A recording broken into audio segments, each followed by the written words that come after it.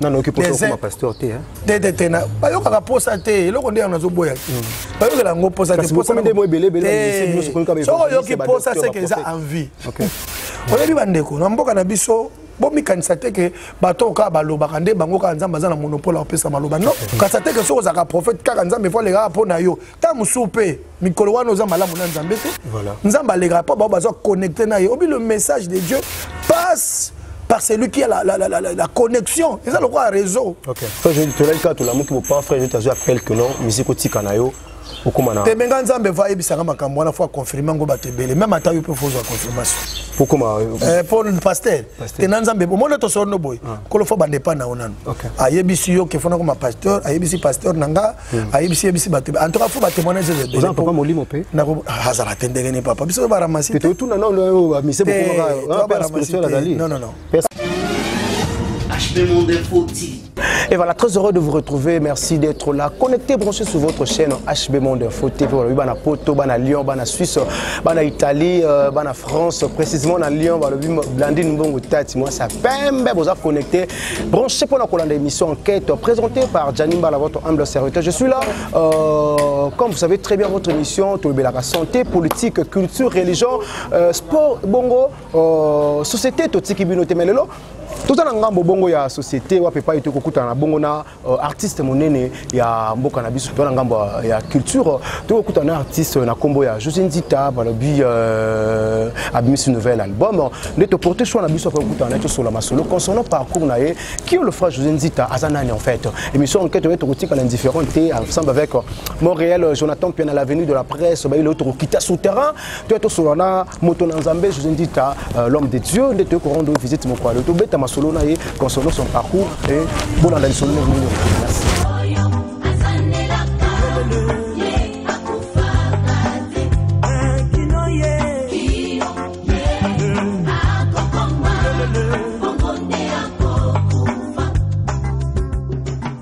Et bien voilà, comme l'élève Sabino Kanololo, tu veux rendre visite pas il y a artiste monnaie et Amboka Nabiso na Combo ya le frère José Nzita, il est musicien chrétien, je précise, il est porté sur Nabiso to beta masolo concernant son parcours, à part ça to beta ma solo concernant musique, nouvel album on va lancer sur le marché des disques en deux to comme campé ko solo ensemble avec l'artiste Bolana Boké Bilolenge nous sur la question sur Bokantia ko poser les lots à répondre biso yango parce que tout ça la carte il y a résidence na été ko rendre visite le frère José Nzita le HB Monde Info.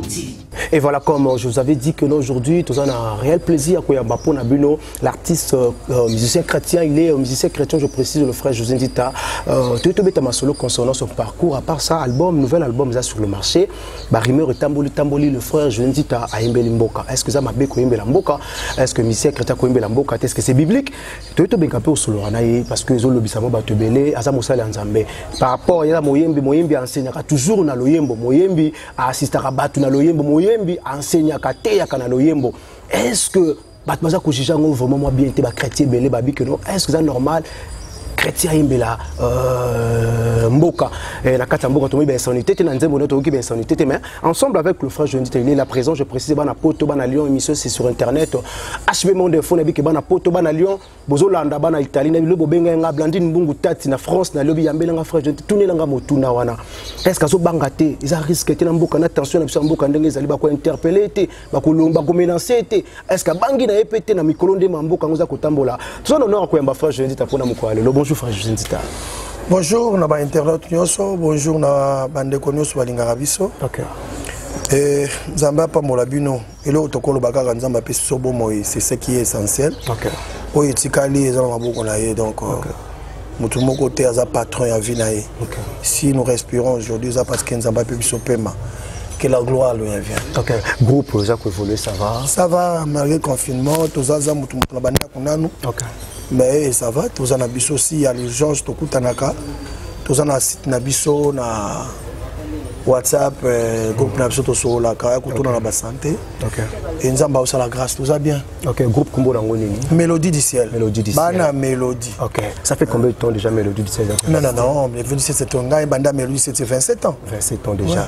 Frère José Nzita, Bandi carrière musicale, Wapikan. carrière musicale est bandit comme tout le monde, hein, des bazalaka à l'église, surtout qu'on est un pasteur. Papa Langa c'était un pasteur, paix à son âme. Azobiso na bon moi on a déjà aucune l'acception Nzambe déjà à partir de moi on a toyeba comment servir Dieu. Voilà mon abiso zapo to kota makabango moi kala na Nzambe. Malé beto kola to ko parce qu'on a raison koyeba que salut ezaka individuel. Il faut zo baptême yomoko, il faut ndimelale sur yomoko et tout ça. Donc biloko wana to koyeba ngonde Nzamba pesi biso grâce à comprendre que le salut est individuel. Et à partir de Wana, to koti kosa ila Nzambe, to bani na ba choral na 1993 et 92 to penga mike to koti musique à mokili 2 ans et demi na yembi bon na comprendre que pour Nzambe ça juste passage. Pour na yokola ndenge ni na kosala Nzambe musique bien. Voilà. Mon ata Moïse fallait comprendre Pharaon malamu pour tango ozonga abundisa ye malamu. Et moi je pense que nzela wana ezaki pour ngai ya koyeba comment na kosala musique ya Nzambe de faire na passer na musique wana na yekola micro na yekola ndenge ya okaka son tout ça. Et en 93 ndena ya kubanda orchestre mélodie du ciel donc jusque là 27 ans. Donc le cap la musique à mokil profane. Oui, profane banda 90 92. 92 ba fin 90. Mais le premier album on a musique chrétienne on rejoindre. Premier album na kota ki na sala ki album akoki ko bikisa. Je crois ils alara peine un impact mingi penate. Voilà. Mais ça la mai quand même et betaka. Nzembo na imba kabela Nzambe na yo. Ba ancien ba yebi yango c'est le wana ezako beta pena ba radio mingi. Alors voilà le premier album nangai. Voilà. Si bien que ça a commercialisé c'était quoi. Mais ezaki album on a salaka. Et après na eu ko jouer là na 96 na 96 na eu ko sala moko. Non na 80 na 2003 ndena ko banda. 2003 na ko sala premier album nangai. Et kotika ngate. Voilà. Ouais, en 2006 na eu ko sala kanganga photo. Et en 2009 na eu ko sala ce qui était créé, c'est là, je m'en fous. Et en 2013, et en 2013, on a ce qui est à toi est à toi. Donc, ce qui est à toi est à toi.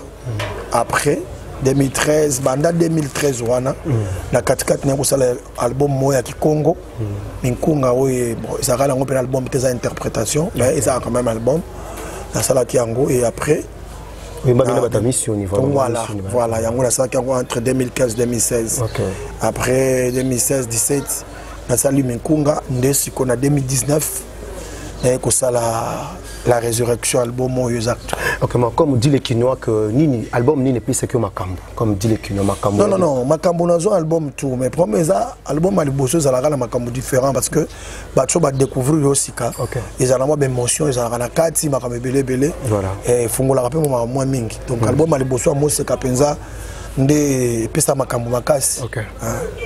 Bah ndeko mozo landa biso alanda kayo minga za fanatique na yo alanda pe mission na ngami mingi sur internet blandine bongo tati na Lyon abi frère je dis ta obina makasi ezara motivé na nini danse obina trop na yo sauter comme si dépose qui na ngambo comme si le bloc tikala non kobina eza expression kaka voilà ezali kolakisa sentiment moko voilà babina hapeso baolela kobina eza expression ya mawa kobina ya esengo kobina donc na kati ya mawa muta na kolela ibembe mutabinaka na kati pe ya kokumisa Nzambe mutabinaka donc ba danse eza expression mais promesa ozobina na yo ozobina la nani ozobina na circonstance nini biso obina ka bibina binate to bina ka pona likambo soki likambo kokumisa Nzambe en tout cas naza près na bina le roi David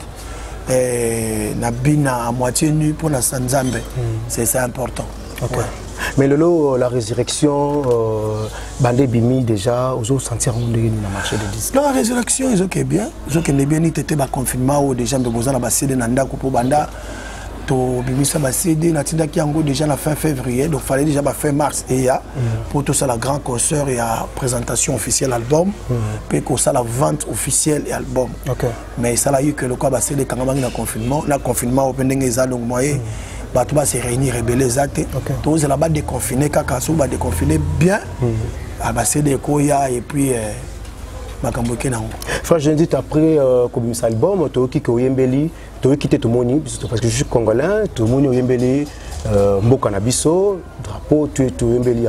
C'est ça une façon de rouler la kosenga te parce que tout le monde a souka nango le beti batu mingi mabaku bana kin ba benga ba téléspectateur babi au lobby fachi béton le look ba téléspectateur babi frère je dis tabi fachi béton tandis que le chrétien sont censés à koyembela nzambe et honneur gloire faisons la ka pas nzambe mais to koyembeli au Congo après autant combat président comme si une façon à commander comme si on sait on ondeli listen tumba le bangi singa izani les chrétiens, les Congolais, les belés. Voilà. Mais surtout, les maïles, mais ce qu'ils aiment, le belé, le roté.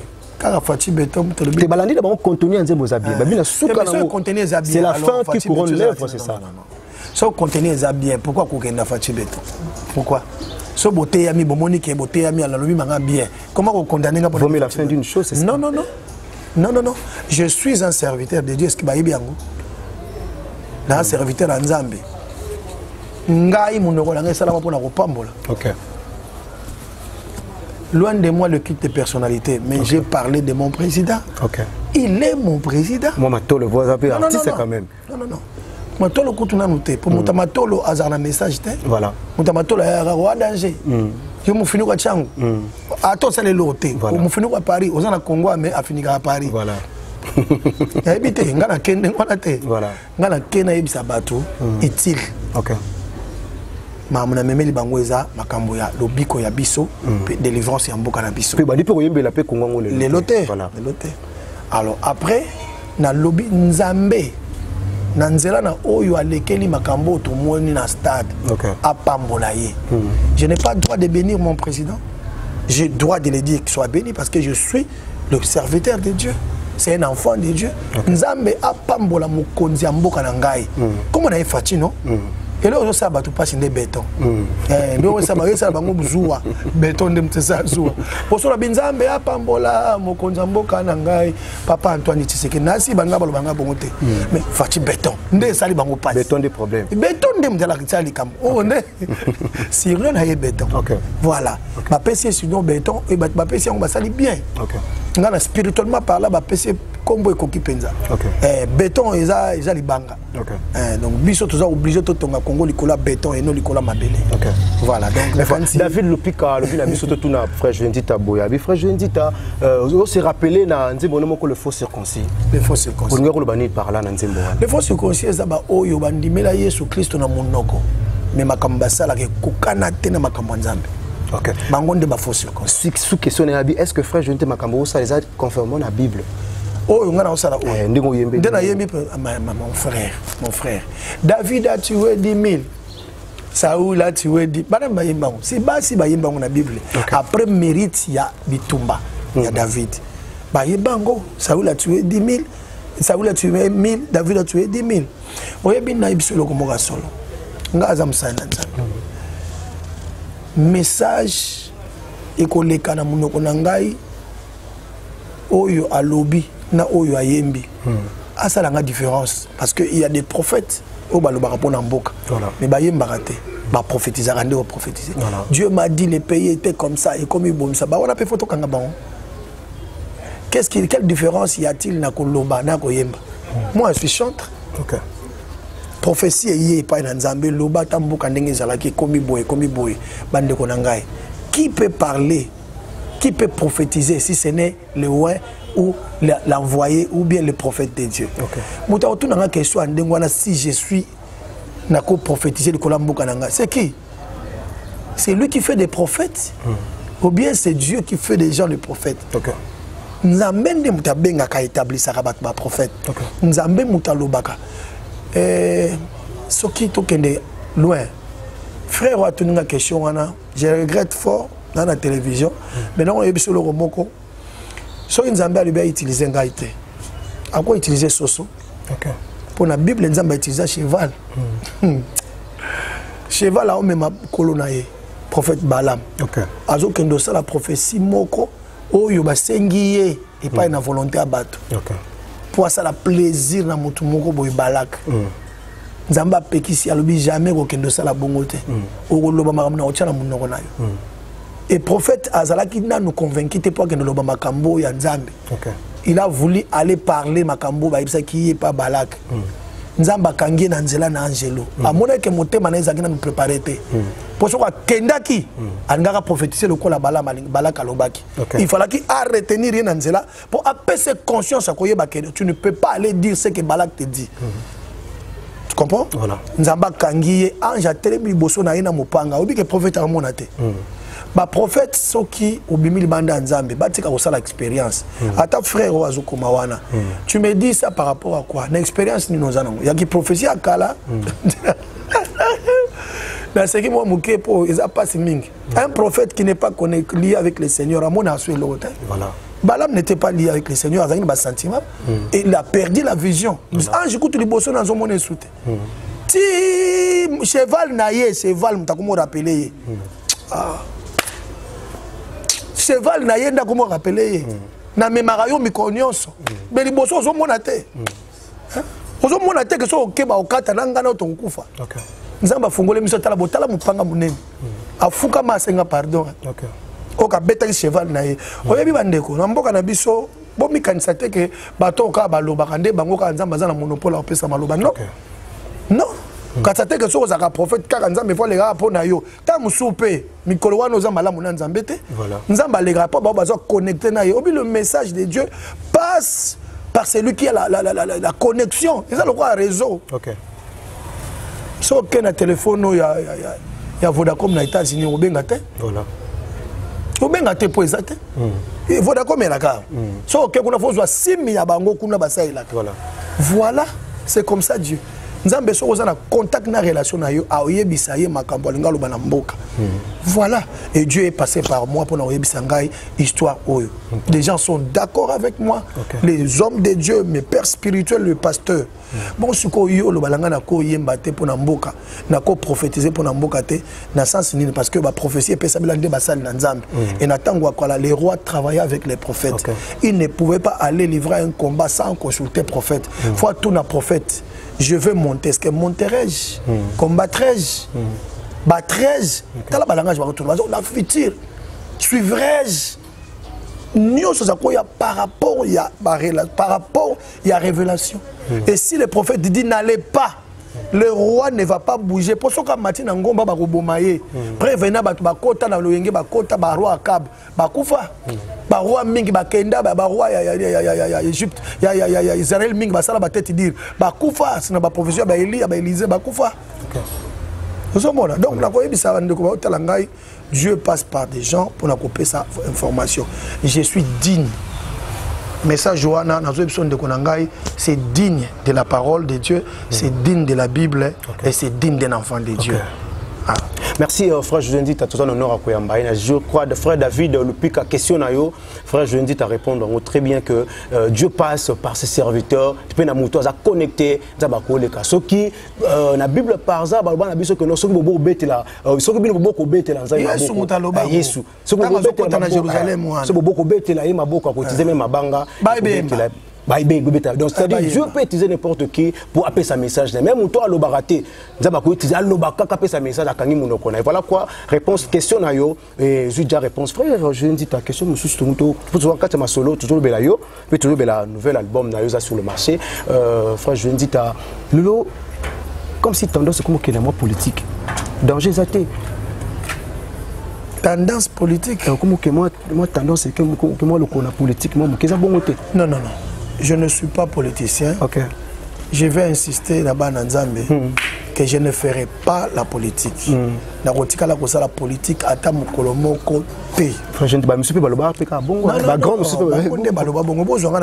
Voilà, merci. Jonathan Piano, regardez ma image. Regardez la image. Quand tu appelles Internet, Internet est bon que ça va image. Voilà. Je ne serai jamais un politicien. Voilà. Et je n'en veux pas être un politicien. Voilà. Je ne les envie pas. Et dans le monde, moi je suis enfant de Dieu, je vais rester connecté à Dieu et c'est tout. Ok. Maintenant l'album, ça a combien de titres? 12 titres. 12 titres. Jusqu'à là, je suis à 3, tout cas, dans 9 ans, il y a un clip. Après, il y a confinement, il y a un clip, après, il y a des chansons, il y a vivre et des messages qu'on a passé à ma casse. Voilà, tout ça, frère, je dis à un musicien, quand même, tout ce que moi, Tom, qui va dans le monde, va me camper au découvrir, moi, à caper le lot, moi, mon kekaka. Et ça, la Blandine, bon, tati, na poto, pays, Jonathan, puis il y a des rôles à la caméra, famille Lopika, famille Mbala, là-bas, c'est là. Voilà.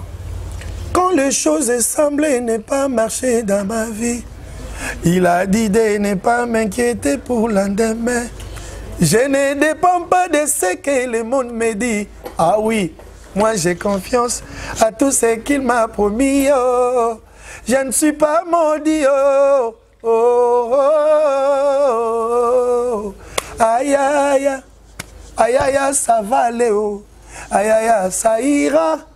Aïe aïe aïe, je suis béni, oh. Kolembate, ça ira. Ça va aller. Attends, mon année, mais ça va aller.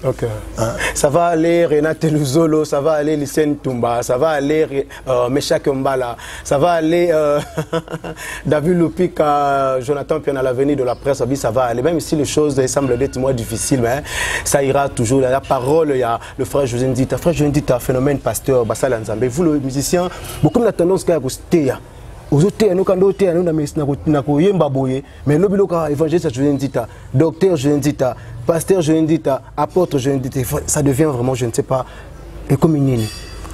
Et ça m'a bêté. Ça m'a bêté, ce qui. Bon, via déjà côté, après côté, il y a déjà dans l'Oyembo déjà. Non. Et ça m'a bêté, ce qui m'a bengami à terre. Ce qui nous a bengi moto à terre. Et ça m'a bêté. La Bible dit la moisson est grande, mais il y a peu d'ouvriers. Ceux qui nous ont bengi moto à terre.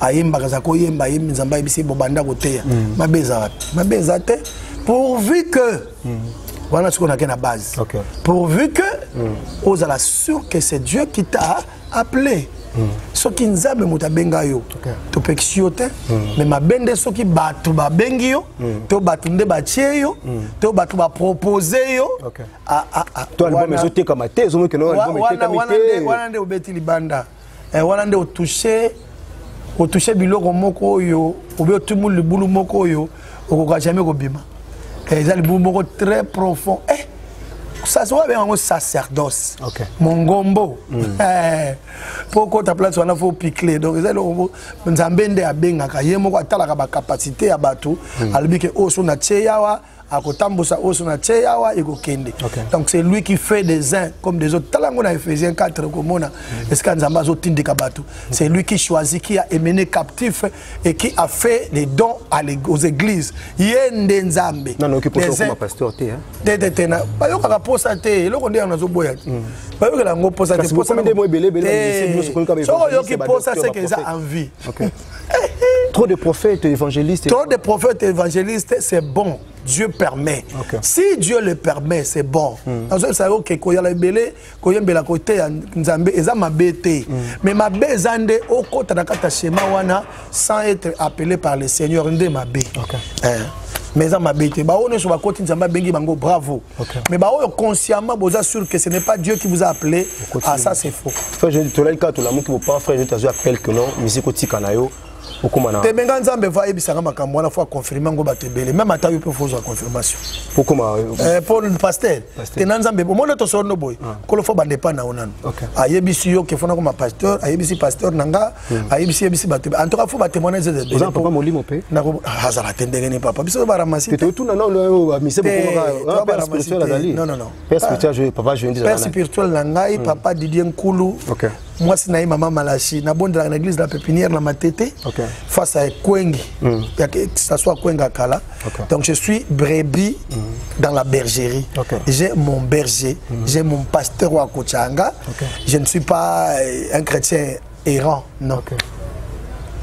Non, non. Et voilà, merci. Je crois que vous avez belé Bozolanda. Toujours continuer ma soeur frère José Ndita Bozo Kuma, message Joya parce que nous savons que nous le tout comme frère José Ndita a lancé un nouvel album là après avoir collectionné quelques années donc le lot tout mais quand vous là par rapport à parcours il frère José Ndita le lot enquête mission enquête na Janimba là on honneur à Koyambayo tout c'est que beta masolo na yo mais tout le monde c'est vraiment un peu pertinente concernant mon ami en musique relation nous en ango na ba monsieur mususu o bazobi makala mingi te bazo yaka yaka non non non ngai bisaki nzambe soki otomboli ngai musicien nyonso amukia koya pembeni nanga azo apporta obima voilà et na bande osala ngo lelo te hein voilà j'ai des musiciens des jeunes talents qui me côtoient o bayaka nazo fungula bango ba porte ba kotaka wa babima ka eza musa nzambe soki lo biso tozwaki mo ba croque en jambe lelo te lelo biso to fungula bango porte na esaki batuke baya o no saninga mona ngai na conseil to na nini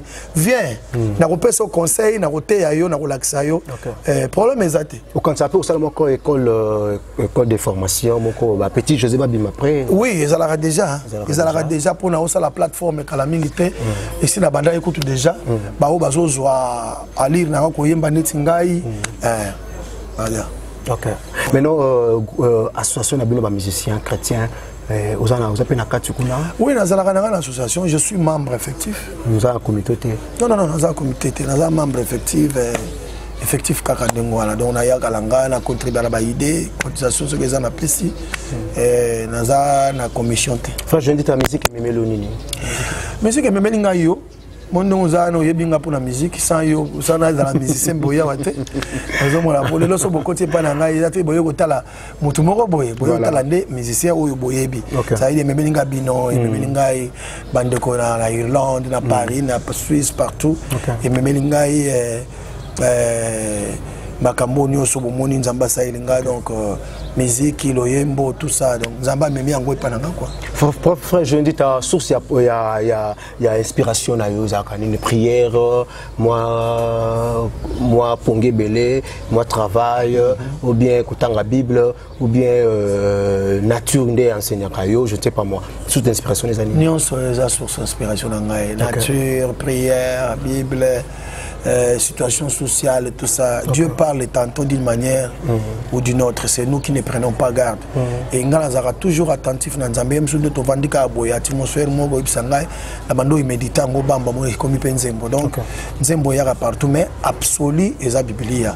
Nous sommes mon côté, ce qui est appuyé na verset mon côté à Biblia mon okoyemba na yo to boyite mais nzembo zoyemba il faut écouter na verset biblique moko oyo et ko appuyer nzembo wana enfin nzembo wana ezwa soubassement ozomona soki ozoyemba nzembo ezanga appui ya verset biblique ezan nzembo te nzembo nyonso yo koyemba il faut ezala appuyer na verset moko ya Bible ba vu musicien chrétien beaucoup modernisé est-ce que c'est vrai modernisé na sens beaucoup molanda mode ndenge mode comme que ne fuite moi clip kalezaki so ilandi kabila kayengi na ndenge nango ah mais c'est normal to continue mode te mais biso tozo landa niveau technologie ezokende voilà technologie mais biso to sa ba clip ya kitoko pour batala ngo partout pour so clip eza mabe ta musupe message na yo ko yamba mate to musa ko tala ka boa c'est na clip te mbala moko ayini yango mbala moko tu vois OK clip et qui peut influencer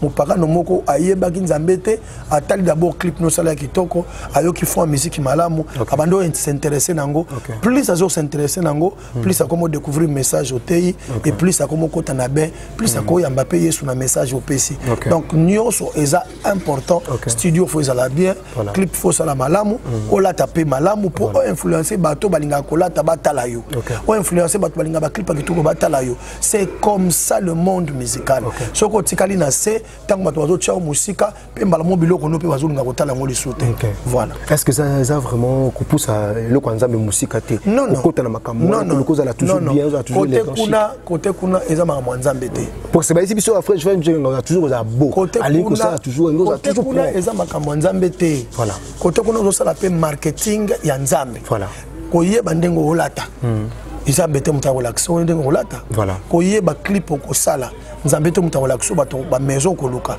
intelligence na yo fo yeba yango moni ba frère Fali ba Kofi ba yede biso trop ba clip na ba manini basala ba nzembo na bango na ba clip na basala et eda biso to kota na ba dimension ya ko découvrir ba studio a minene ko découvrir ba réalisateur a minene ba réalisateur wana nde bazo yede biso pe biso to comprendre que ce qu'il faut yembela nzambe na ko yembela nzambe na studio pa pambate faut na ipesa ye offrande bongi na ye na ko sala nzambe clip pa pambate faut clip oyo ata mupaka no atali yango faut alulango parce que comment to ko attirer miso na bango vers biso surtout ça ba clip pour la non il faut ba clip la biso bezala bien atali yango atikali na TV et tango azo tala plus azo s'intéresser nango plus message oyo na zo yemba et côté pe malemba lemba na ninga clip oyo atali yango lelo na ninga yango atali yango après abandi ko s'intéresser ce qu'on a maloba alobi nini amalobani alobi plus azo kota na maloba plus mbala moko pe conversion ezo yatala nzambala ba multi façon à gagner mutu alors soki ba séparano pour la tarabien la tabien pourvu ko péché te ba to batala ko ndongo la tarabien wana moko ko bongo la mtemaka na olata na wana ozo te ya yende ozo te ya na ko la ya akufela ka ko lata mais yo malobezo bi meza ndobo ya lo pambuti otie pambu na ndobo pambu ndobo za kali bende ya difficile so boka ngona mai mbisa ya kuliango po amona nete ozo au kangama mais so ko tie pambu a couvrir libende siko mbisa oyeba teke na sa pambu libende zali tanga oya akanganga donc biso toza ba oyo ba marketeur ya Yesu to sa marketing to tombola komba Yesu ngata na leki na TV na lobela Yesu et na lobela Yesu il faut na zapper bien tana lobela Yesu il faut na yeba koloba il faut na yeba pe ko présenter Yesu ango na memi na yaka kate na maloba moko ya pamba oyo ezo honorer nzambe te d'où il faut la Bible mingi, il faut y nzambe ango bien parce que tu ne peux pas être un ambassadeur ya mboka moko ou yebi constitution mboka wana te ou yebi sabatu wana ni tamba retourner sur ton pays olobani d'abord pour te ka Yesu bien parce que biso to te ka Yesu tout ça marketing à Yesu pour ça la Yesu marketing malamu il faut yeba ye malamu voilà. Frère, je dis que vous avez parlé de l'ancienne musique chrétienne, vous avez mis à casser de kolo, on débat kino balobaka. Maintenant, quel artiste faites-vous dans la musique na biso ya lelo? L'artiste nous ça tant autant la jeune ba obima ba test na bango façon bango ça la musique. L'artiste nous ça la papo ya musique ya kala na musique ya lelo. Musique ya lelo na kala na ningo ça la penato trop coach hein. Pour exemple ba ko jijenga ba bina kayo anani. Ça na ba tout bon batala biso mo batala bi angalo banini. Naza été pour appeler sa leçon mais là on a encore le besoin texte et la Bible. Voilà. La Bible dit toute écriture est inspirée de Dieu, utile pour enseigner, corriger. Bible est bien. OK. Alors le quoi est bongo toko zo kama lo banzambe totei. OK. Ngapo na ngezani. Quelqu'un qui est appelé to bandalo anati. Parce que ko commander mboza problème té. Oko commander mo malam. Est-ce que tu as été appelé ya koyemba kanzembo? Nzamba benga yo pona koyembela ye. Biloko zande ya kotala yango wana bandeko. Avant to contrôler makambo moyembe ayembi ndenge nini te. Bandali boso koyeba est-ce que moyembe wana ba benga ina nzamba yemba. Est-ce que ayembi te na loyenge? Alandi te pour amoni ser lora somba voiture to frère José Nzita. Yango ye pa nga koma ne musicien tambo pour futaka. Or ba kota na nzaka manzambe makambo nzambe na ba objectif wana te. Na ba motivation wana te ba motivation wana est comme mabe donc plus oyo kayo moko na ba écriture banzembo no kokoma okoma banzembo moko ya kilo o ata ba sala nzamba yo kama bi non il est appelé nzambe mutabenga atanga apena bible a mwana nzambe aza pena dini ya yemba voilà donc soki texte na yo eza mabe ngana ko corriger ba texte ba tuna TVT ko lo ba ko ya koria ata koma kama mabe mais musique na olo banabino musique eza nango bien musique forme no sozo yela maloba nzambe kaka na kati encourager bano bo te nazo encourager bango ba ya na bango mais ba yeba ba osala ngo pour la gloire ya nani et puis baza bana ya nani parce que y a ma généalogie de qui est fils nani ya botayo nani atindi yo ndeli kambo za nous tendons déjà vers la fin de cette émission frère je dis tananga ko me campé ko yembela biso keke banzembo ba confrère na yo bandeko na yo ba bien aimé na yo ozana bango bien ozana bango bien dans na zana bango nyonso bien voilà ndisi wo banzembo nani nako bandana nzembo ya yo kaka yo kala bango nyonso ezali kambangolu ezali kambangolu nazwingolu na miso na nzambe ezali kambangolu nazwingolu na miso na nzambe wana mai nake epa ya ndeko na ngala ningaka mingi lisusu makasi yo zali nzambe na mawa ngana tato lingolu na yo bolingo na yo pona ngai etindi na ngumba mela yo kolo yo linginga mingi. Voilà frère Denis Ngonde. Voilà, merci. Bolingo na nzambe elekelinga ina motema na ngayo etondinga meke Yesu yo bolingo na ngayo pona maso yo salelaka ngayo tango nyonso tika ngai na legela yo na mitiki mopepe na yo etindika ngai loboko na yo na mokongo na ngai etindika ngai yambala oyo alakili lamba ya nkembo oyo nzambe ya pesi niko mozo beta na mama lo mikona akama be danger wana ser na ngai wana za famille wana za famille na yeko pambola pe bande ko mususu libanga ye libanga na ngai ya talo donc na yiba nzambo na bango nyonso ebele na ko yemba yemba tito kosisa. OK, merci. Nous sommes arrivés à la fin de cette émission. Frère Joël, un mot de la fin, pe message clé ta ke musali nzambe ta ke biaka musicien chrétien o ayebi sous masia message ko pesa na bano bazo ya sika pe message pour na mboka o RDC. Message à ceux qui les alliés boye zaka ko yebisa bandeko ya malamu ezali kozala très sûr na lokozo sala pe ko yeba ko défendre yango. OK. On ne peut pas être un musicien sans connaître fondé ya makambo ya musique pe ko yeba te nani ozo yembela parce que tu dois connaître la personne ozo présenter pour yeba ko défendre yending na osala ngona TVA. Kayaka ko yemba yemba te mais oyeba ko tanga la Bible pour yeba ko défendre Yesu. Ya mibale ezali on ne devient pas musicien, mais on est choisi. C'est Dieu qui établit. Même le pasteur, comme Rangote, le Baponamaka, Baponaka, Nzamitaponaka. Il y a Missa Tonako, Ibsabande Congo, tout le balisou m'a bêté pour Namboka, tout Bandako Pambola Ramboka.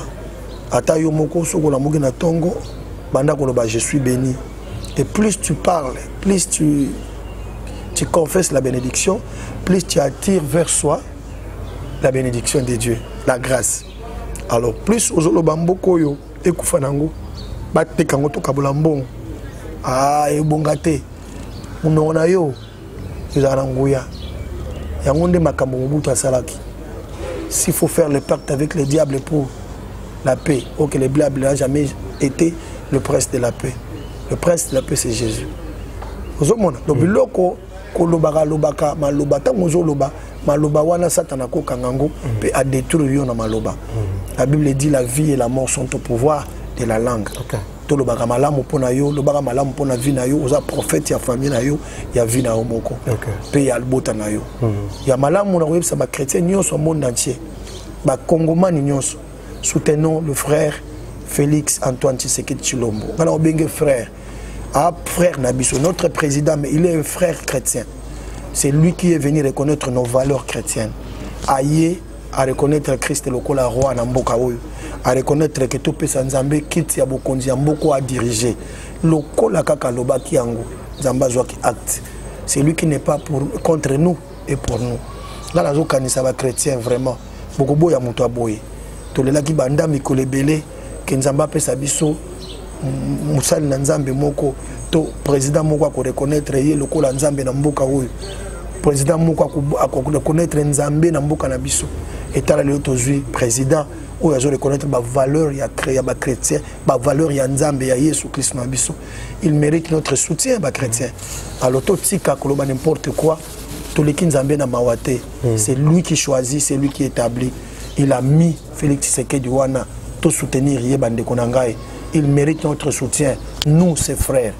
Tous à soutenir pour atombola tout kende malamu na ye atsala oya kokosa na mboka na biso. Puis na pamboli mwasi na ngai maman Rachel Nzita, na pamboli ba na ngai Vanessa Siblim pe Gradi, na pamboli biro na ngai mobimba papa Marcel na moni Gelor, na pamboli mwa bokili na ngai mama Mzozo na mama Caro, na pamboli pe pasteur Nangai, pasteur Didier Nkoulou, na maman Malachi, na bosani le révérend Amos Mbayo Kitenge, le ministre des Sports et des Loisirs, na bosani le sous-souté, on a coupé Sambote Makasi, le sous-sous, le vice-gouverneur de la ville de Kinshasa, Nero Mbungu, puis Gania Gania, papa bienvenue en Simbanga, en Sel, na maman Annie, Nzamba Pambolabino, et na Pamboli le sous-sous, Mingi Koleka, Mukonzamboka Nangai, Fachi Beton. Tonga na yo essaye le côté, mais nanza na yende mboka na biso to tomboli nzambe lisusu. Hein? Azo mérité to pesa ye oyo abongi na ngo. Mon frère Gianni Mbala, le grand journaliste. Merci de ma conseil, de ma question. Vraiment, ils ont très fondé. Et n'a pas moni pe balanizan benyo somena HB Monde Info TV. Abonnez-vous massivement et beaucoup s'en appelle que s'abonner pas nanga. José Nzita officiel TV. Beaucoup tabo s'abonner, beaucoup tala banzem bonio son akati na Congo nouveau. Abonnez-vous massivement et vous salanga bien. Je vous aime beaucoup. Ok, merci qui commence bien, finit bien. C'était là votre émission Enquête présentée par Gianni Mbala. Moi, je suis un journaliste, peu importe une institution ou une université, Gianni Mbala, petit fort.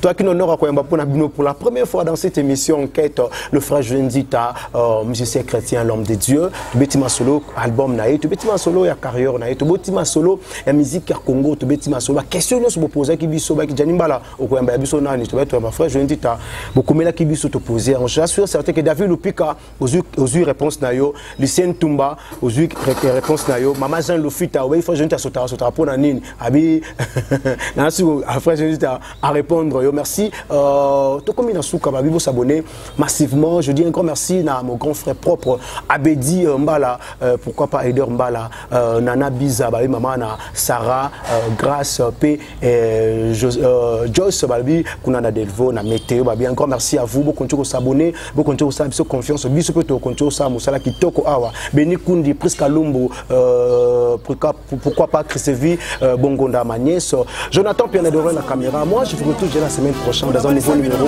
Bye, bon sous des programmes, mais bon s'abonner massivement.